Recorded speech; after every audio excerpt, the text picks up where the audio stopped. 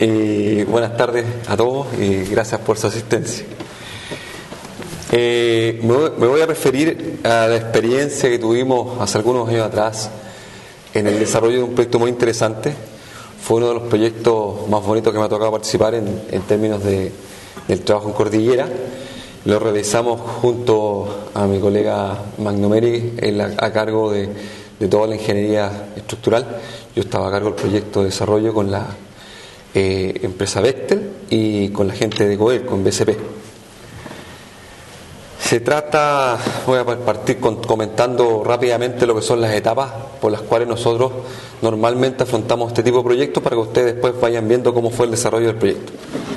Cuando uno va a afrontar un desafío de prefabricar una estructura que trae un cliente que tiene las ganas de lograr alguna ventaja, lo primero que uno tiene que hacer es sentarse con él y comenzar a analizar todas las posibilidades de la prefabricación en ese proyecto. Entonces ahí lo que hacemos nosotros normalmente es sentarnos y empezar a analizar, bueno, vamos a prefabricar las losas, las vigas, los pilares, estas son nuestras posibilidades, y nace un proyecto de una primera factibilidad.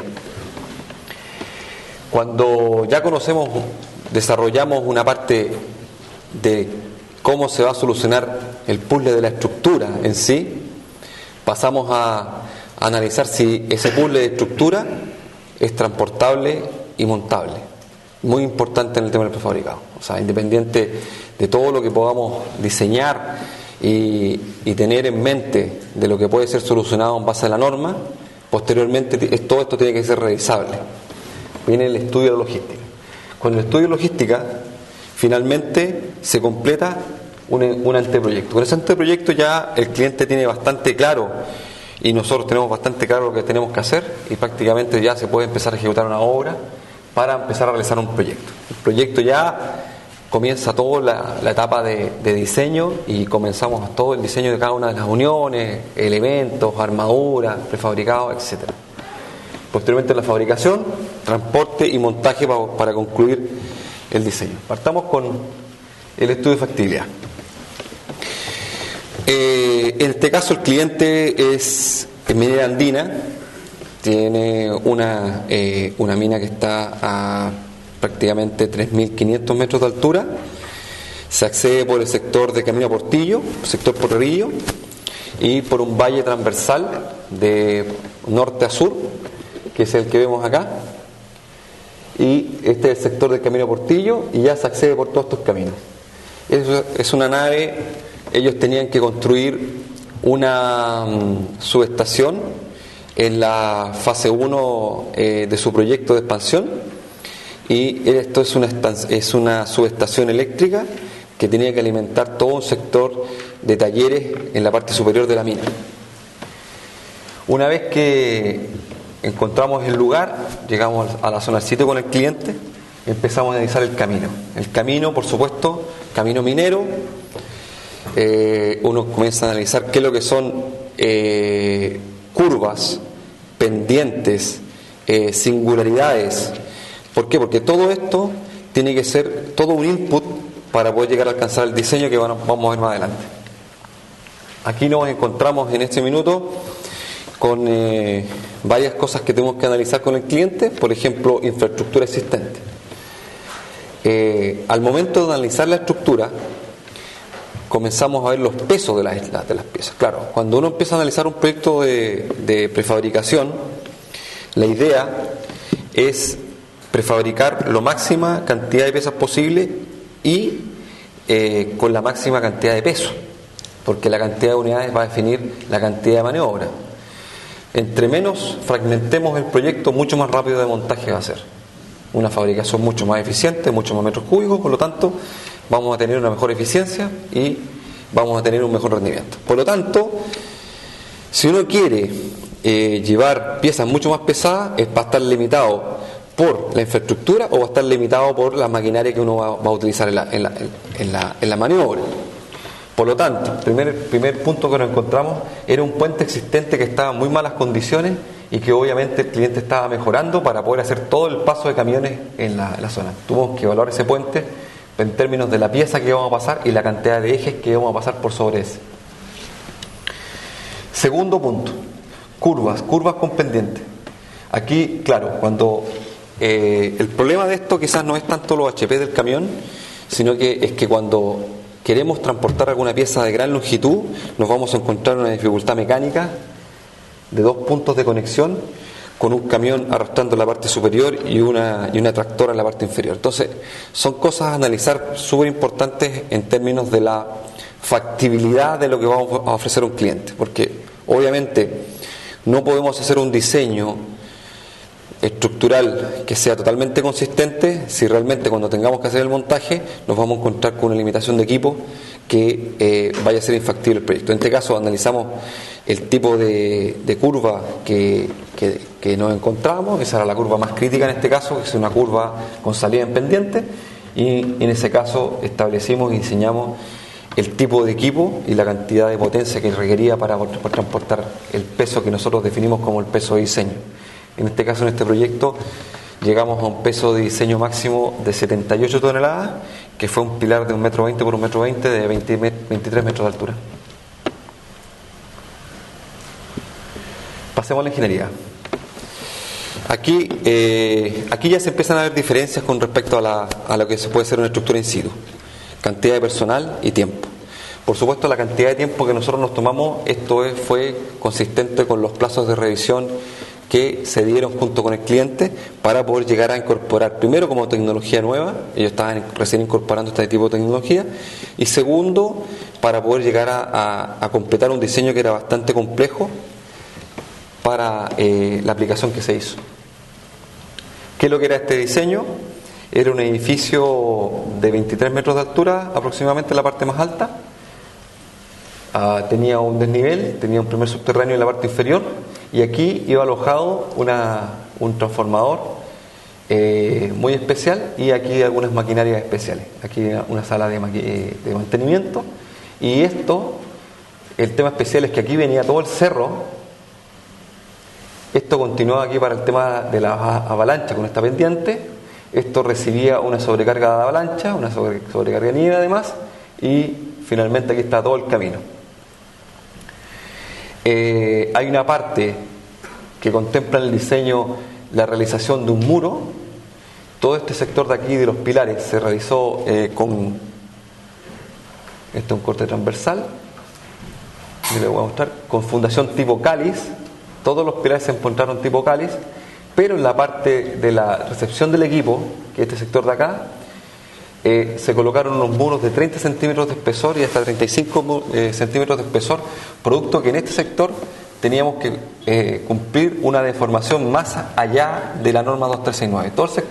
Todo el edificio en particular se diseñó bajo la norma 2369, ya estaba en aplicación, con conexiones con pilares en voladizo, pero este sector en particular tuvimos que hacer una verificación especial para una deformación que era 2/3 de la norma actual 2369.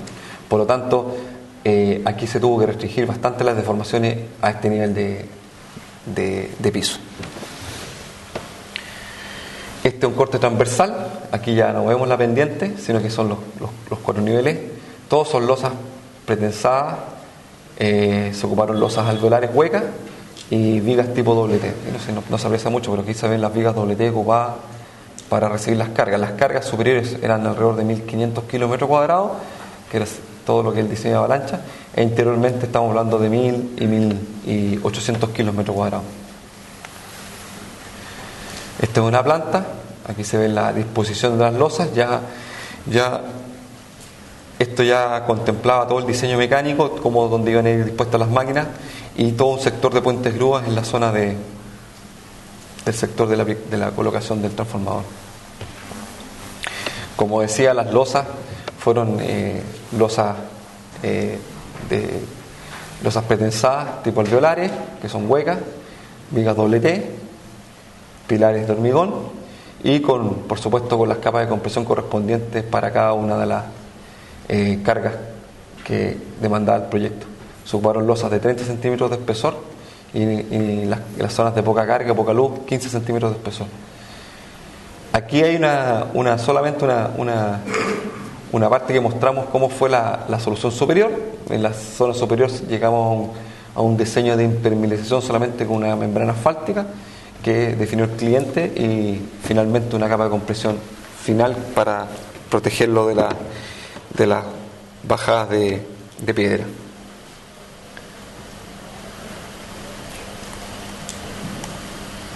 Aquí ya se ve un poco los conceptos. Vemos la placa alveolar apoyada sobre la viga. Esta es la armadura saliente de las vigas que conecta con la capa de compresión que va sobre las losas alveolares. Este es un detalle típico que se ocupa mucho en cualquier tipo de edificación. Se ocupó el diseño típico.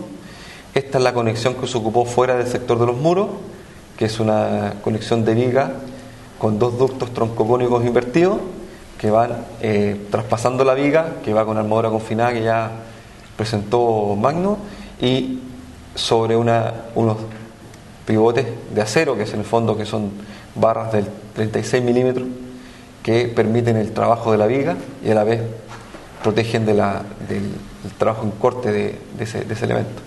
Aquí hay una sección en los puntos intermedios con las ménsulas de apoyo bajo este mismo concepto. Este edificio, en la parte exterior del edificio, para proteger el transformador, les comenté que era una parte que tenía muros in situ que estaban conectados a la estructura prefabricada para restringir las deformaciones, pero en la parte superior no era necesario hacer los muros in situ. 23 metros de altura era muy complicado hacer estos muros, pero se ocuparon muros prefabricados aislados. Este es el tipo de modelo, un modelo plano, 20 centímetros de espesor, con un núcleo de 10 centímetros de poliestireno expandido en el interior, en la parte inferior liso y liso interior, y con 4 fijaciones adosados a los pilares. Este solamente es un panel de fachada, no es un panel estructural, pero cumple las funciones térmicas y de cierre correspondientes. Aquí se ve la conexión del muro in situ al diafragma con las losas prefabricadas, una conexión sencilla con barras pasantes, ya sea de abajo hacia arriba y después desde la capa de compresión hacia arriba para la siguiente etapa. Aquí se ve un poquito el detalle de la conexión de lo que fue el pilar hacia el muro con armadura saliente y algunas ménsulas. Un detalle: este pilar, de 1,20 m por 1,20 m, por logística no daba en peso. Tuvimos que hacer un ahuecamiento especial en el pilar, justamente para poder reducir su peso, porque si no nos sobrepasábamos de las 80 toneladas, que era lo que daba el camino correspondiente para poder llegar al acceso. Por supuesto, tuvimos que colocar toda la armadura interior y exterior para poder lograr la resistencia y cumplir con los requerimientos del proyecto.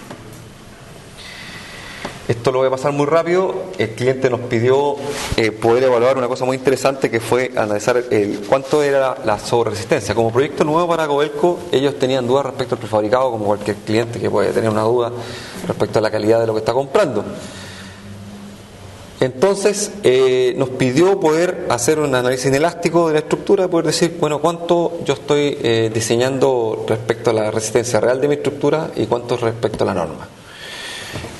Hicimos esta serie de análisis y llegamos finalmente a un modelo. Ese modelo lo evaluamos, hicimos varios tipos de interacciones, probamos curvas de interacción plástica en la base de las columnas, etcétera, las validamos y finalmente llegamos a resultados.